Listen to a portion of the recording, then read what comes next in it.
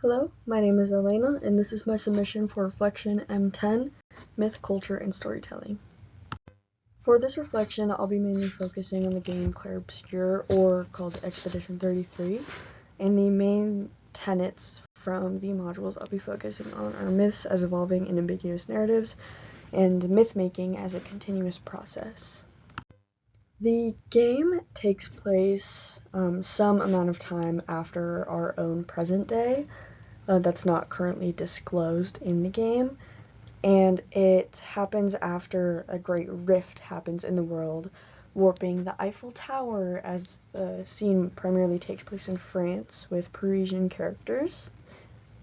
And one of the myths that even the characters believe are myths before going and adventuring are the gestuals.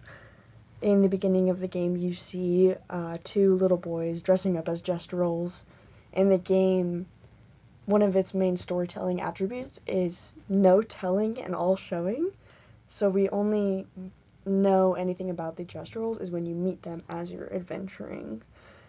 And I thought this followed Arthur George's article about how myths were originally created for gods and trying to answer questions before science, and a lot of that fits what's happening in the game because there's a huge mystery about why this rift happened in the world and why a lot of everyone died. And they use that creation of myth and almost completely abandon all myths or religions that we use today. Like, there's no mention of a god or multiple gods. There's just what deity-esque figures and what creatures that are new in the world that they still know nothing about. And the second tenet is myth-making as a continuous process. As I mentioned before, this game does absolutely no telling and all showing, so we only figure out bits and pieces of the story as we are moving through the world and as people are choosing to do certain things and show the player what is actually happening. And one of the examples of these are the Axons. We know nothing about them, we don't know how they fight, all we know is that they are super powerful and that they have only been defeated once before, and we only find that out right before we're about to fight them. This Axon is called Visage, and it is one of the most powerful beings on the planet, and they were seen as a myth before the characters came and explored this area.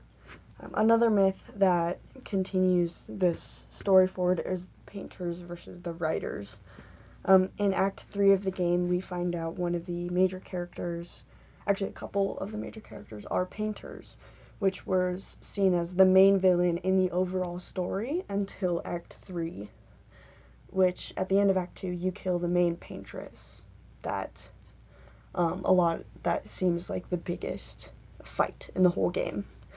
And we learn more about the painters and that the painters created this whole world and everything is essentially fake.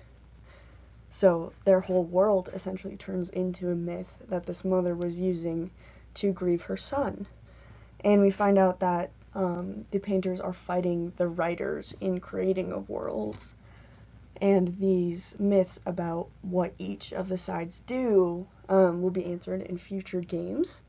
So not everything is perfectly described within the game.